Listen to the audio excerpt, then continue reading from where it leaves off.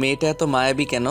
তার মাঝে আলাদা একটা মায়া রয়েছে, যেটা দেখলে তাকিয়ে থাকতে মন চায় সব সময়। অথচ এটা করা উচিত নয় আমার। যে মেয়েটাকে অপমান করে তাড়িয়ে দিয়েছিলাম, তার দিকে এভাবে তাকিয়ে থাকা আমার উচিত হচ্ছে না। বিড়বিড় করতে করতে রিয়াদের চোখেও ঘুম লেগে আছে। সে কারণে ফোনটা হাতে নিয়ে ভিডিও করে দেখতে থাকে, যাতে ঘুম কেটে যায়। দেখতে দেখতে নিজের গন্তব্য শহরে চলে আসে যায় বাস।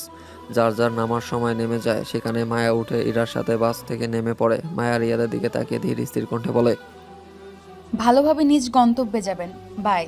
আর এবার দেখা হলে প্লিজ ঝগড়া বা অপমান করবেন না, কারণ আজ সময়টা ভালো কেটেছে। আশা করি বাকিটাও ভালো কাটবে। হুম, সমস্যা নেই। সেই রাতের কথা ভুলে গিয়েছি আজ থেকে আমরা ভালো ফ্রেন্ড আর স্যার স্টুডেন্ট, ওকে? ভার্সিটিতে স্যার আর বাহিরে ফ্রেন্ড। যদিও আলাদা ডিপার্টমেন্টের জন্য দেখা তেমন হবে না। তুমি কোন ডিপার্টমেন্ট? আসলে কি জানেন, আপনি একটু বেশি বোঝার চেষ্টা করেন। সেদিন যদি আমাকে বুঝে কথা বলতেন তাহলে এত কিছু হতো না। তা নয়, আপনি আমাকে পতিতা বলে বকাবকি করেছিলেন, মনে আছে? সরি, মাথা গরম ছিল আমার। আসলে এইসব বিয়ে শাদী অসহ্য। আমার বিয়ে করার ইচ্ছে নাই। আমার সকল ফ্রেন্ড বিবাহিত, আমি ছাড়া। সেদিনের জন্য আমি সত্যি সরি। কেন জানতে পারি? বিয়ে তো একসময় করতেই হবে, আর তা না হয় নাই করুন। তাই বলে যা করছেন আমার সাথে ভাবলেই রাগ উঠে আপনার উপর। মন চায় লাথে দিয়ে মাথায় বাড়ি দেই, তারপর আপনার মিলাদ খাবো। হয়েছে, থাক। কথা দিয়ে খুন করবে দেখি আমাকে। আর বিয়ে করতে না চাওয়ার কারণ না হয় ফোনে জানিয়ে দিব। নাম্বার আইডি জানা আছে তো? তবে বললে না তো কোন ডিপার্টমেন্ট তুমি? সেটা না হয় সারপ্রাইজ থাকুক আপনার জন্য। আজ তবে আসি, কেমন? Bye bye. দুজনের কথা বলে দুদিকে চলে যায়। যেতে যেতে ইরা আর মায়া অনেক গল্প করে। রিক্সা ধরে 20 মিনিটের মাথায় ইরা আর মায়াদের বাসার সামনে এসে দাঁড়ায়। 3 রুমের সাথে রান্নাঘর আর বাথরুম, এই নিয়ে তাদের বাড়ি তৈরি। পরিবারে বাবা মা আর ভাই ছাড়া কেউ নেই। বাড়ির দরজা খোলা ছিল দেখে মায়া ধীর পায়ে বাড়ির ভিতরে এগিয়ে যায়। তার আশা দেখে পাড়াপড়শি অনেকে এসেছে। অনেকে বলছে কাকে নিয়ে পালিয়ে গিয়েছিল সে। নানান কথাবার্তা চলছে। মায়ের মা এগিয়ে এসে মেয়েকে জড়িয়ে ধরে, আর অন্যদিকে বাবা রাগে ফুঁসছে। মায়া সেটা দেখে ওনার দিকে এগিয়ে গিয়ে বলে, টাকার লোভে আপনি আমাকে 35 বছরের এক বয়স্ক ব্যক্তির সাথে বিয়ে ঠিক করেছিলেন। তাও ওনার 3টা বাচ্চা ছিল। এমন ছেলের সাথে বিয়ে ঠিক করতে আপনার লজ্জা করলো না? ছি, আপনাকে বাবা বলতেও ঘৃণা লাগছে। টাকার উপর শুয়ে থাকতেছিস, সেখানে বিয়ে হলে খুব তো পালিয়ে গেলি। তো একা একা বাড়ি আসলি কে? যা না, তোকে কে আসতে বলেছিল বাড়িতে? ভাইয়ের চয়েস করা পাত্র বুঝি খুব পছন্দ হয়েছে? ভাইয়ার চয়েস করা পাত্র মানে? আমি বিয়ে করতে এসেছি নাকি? ভাইয়া আসতে বলেছে, সে কারণে দেখা করতে আসলাম, নয়তো আমার ইচ্ছে ছিল না কোনো। বাহ নাজিম, আদরের বোনকে বলিস নাই তার জন্য ছেলে ঠিক করছিস তুই? ও মা, না বলে নিয়ে এসেছিস বুঝি? বল বল, ছেলে একজন শিক্ষক, বড়লোক বাড়ির ছেলে। মা, তুমি ওদেরকে খাবার ব্যবস্থা করো। আর বাবা, দয়া করে চুপ করো এবার। আমি কি করতে এসেছি সেটা না হয় আমি নিজে ওকে বলি, কেমন? মায়া, যা নিজের রুমে যা। ভাইয়া, তুই কি সত্যিই আমাকে বিয়ে করানোর জন্য এনেছিস? দেখ, এবার কিন্তু তুমি এভাবে মিথ্যা বলে আমাকে এখানে এনে ঠিক করো নাই। তুই কি বিয়েতে অমত করবি? যদি ছেলে তোর পছন্দ না হয় তাহলে আমি জোর করব না। বাবা এমন পাত্র নিয়ে আসে যেটা বড্ড খারাপ। তাই আমার পছন্দ করা ছেলেটাকে একবার দেখ, তারপর না হয়। তোমার থেকে এটা আশা করি নাই ভাইয়া। না, এটা ঠিক আছে যে আমি বিয়ে করতে রাজি হয়েছি, তার মানে এই না যে পালিয়ে যাওয়ার 2 দিন পর বিয়ে করতে হবে। বাহ, তুমিও আমার সাথে বেইমানি করলে। মায়া কথাটা বলে রেগে নিজের রুমে চলে যায়। ইরা মায়াকে বিভিন্নভাবে বোঝাতে থাকে, তাকে সব শেষে রাজি করিয়ে নেয় পাত্রের সাথে কথা বলার জন্য। সময় দুপুর 2টা। নাজিম ছেলের পরিবারের ফোন দিয়ে একটা রেস্টুরেন্টের কথা জানিয়ে দেয়। শুধু ছেলে একা আসবে বলে জানায় ছেলের মা। রাতে দেখা করার কথা বলা হয়েছে দেখে মায়া শুয়ে পড়ে একটু ঘুমানোর জন্য। ইরা মায়াকে শুয়ে থাকতে দেখে বলে, তুই তাহলে ঘুমা, আমি না হয় সারা বাড়ি একটু ঘুরে দেখি।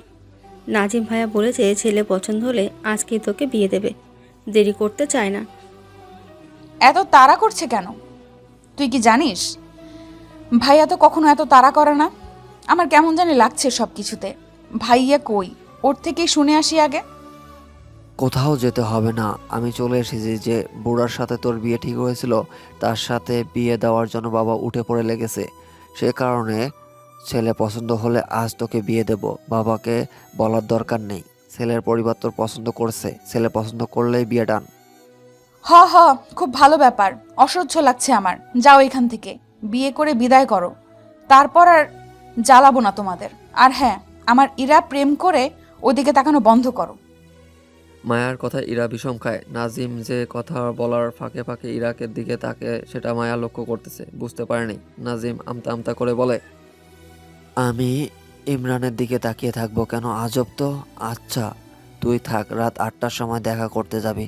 পাশে যে রেস্টুরেন্ট আছে একটা, সেখানে যাব আমরা। আসি, থাক, তুই এখন ঘুমা। আমিও আসি একটু দোস্ত, বাড়িটা ঘুরিয়ে দেখি কেমন। Tata, good night. ইরা কথাটা বলে সময় নষ্ট না করে ছাদে যায়। নাজিম পিছু পিছু যায়। ছাদে এসে সিলে কোঠায় রুমে ইরাকে নিয়ে নাজিমের দরজা লাগিয়ে দেয়। ইরার কাছে কোমর জড়িয়ে ধরে কাছে নিয়ে আসে। কিছুটা মাতাল গলায় বলে, প্রায় 3 মাস পর আমাদের দেখা হইল ইরা। কয়েকদিন পর আমি একটা চাকরির ইন্টারভিউ দিয়েছিলাম। ঢাকায় একটা ব্যাংক দেখি, জব হলে তো ভালোই।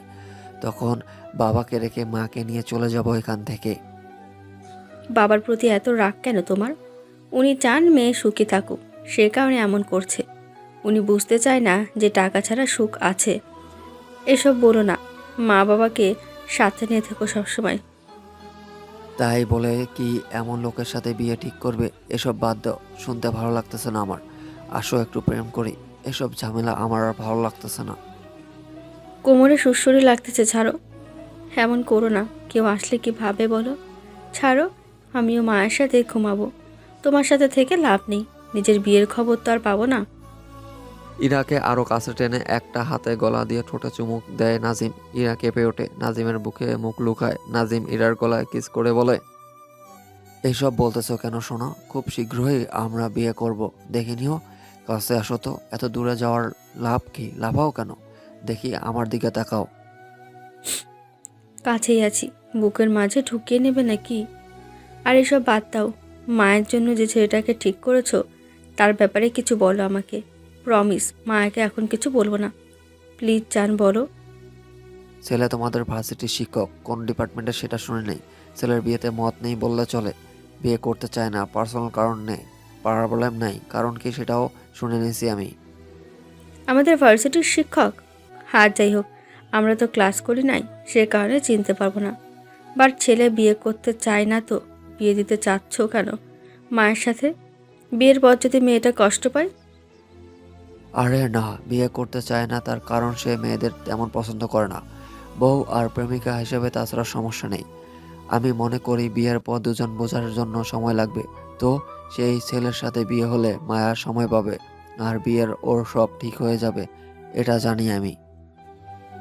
আসল কারণ বলো। তোমার কথা কিছু বুঝতে পারছি না। একবার বলছো ছেলেটা বিয়ে করবে না, আর একবার বলছো বিয়ের পর সব মেনে নেবে। এসবের মানে কি? ছেলে একটা রিলেশন ছিল, মেয়েটা সব সময় ছেলেটার টাকা নিয়ে অহংকার করত, দামি দামি গিফট নিত, ছেলেটাও দিত, ভালোবাসতো সে কারণে। তবে এক সময় বাবার পছন্দ করা বাইরের দেশের এক বড় বিজনেসম্যানকে বিয়ে করে মেয়েটা, সে কারণে বিয়ে করতে চায় না, ভাবে সব মেয়ে টাকার লোভী। ও, এবার বুঝলাম। আর যাই হোক, দেখো বিয়ের পর যেন মায়া কোনো কষ্ট না পায়। স্বামী ভালো না হলে জীবন ধ্বংস হয়ে যাবে। স্বামী ভালো হলেই সংসার সুখী। আর এটা বলো তো, পাত্রের খবর কই থেকে পেলে? তোমার বড় বোন ফ্রেন্ড আমার বোনকে দেখেছে, আর সে ছেলে মাকে বলেছে মায়ের কথা। উনি মায়ের ছবি দেখে পছন্দ করেছে, তারপর সব কথাবার্তা হয়েছে আর আমার আর মার সাথে। ও হ্যাঁ, মায়াকে অপছন্দ কেউ করতে পারবে না। আমি চাই মেয়েটা ভালো থাকুক, ভালো কারোর সাথে সংসার করুক। তবে আমি ভাবছি অন্য কথা। মায়া যদি বিয়েটা করতে না চায়?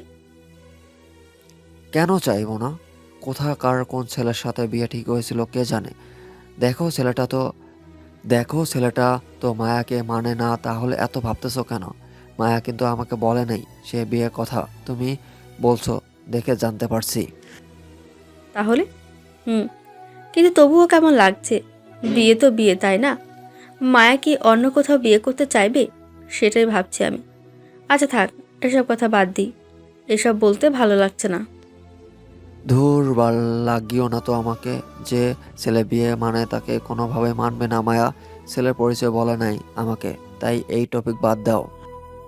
দুজনে আরো অনেক কথাবার্তা বলে ছাদে প্রায় 2 ঘন্টা সময় কাটিয়ে নিজেদের রুমে যায়। ইরা গিয়ে ধীর স্থির ভাবে মায়ের পাশে শুয়ে পড়ে। এখনো অনেক সময় আছে দেখে এত ভাবে না কিছু, একটু ঘুমাতে পারলে তো খারাপ হয় না। অপরদিকে সময় কেটে যায়, প্রায় টানা 4 ঘন্টা ঘুমিয়েছে মায়া। ঘুম ভাঙার পর ইরা ঘুমান্তর মুখ দিকে তাকিয়ে থাকে। থাকতে থাকতে আবারও ঘুমিয়ে যায় সে। এবার সন্ধ্যা 7টার সময় দুজনে একসাথে ঘুম ভেঙে যায়। মায়া ফোন হাতে নিয়ে দেখে একটা নাম্বার থেকে প্রায় 10 বার কল এসেছে।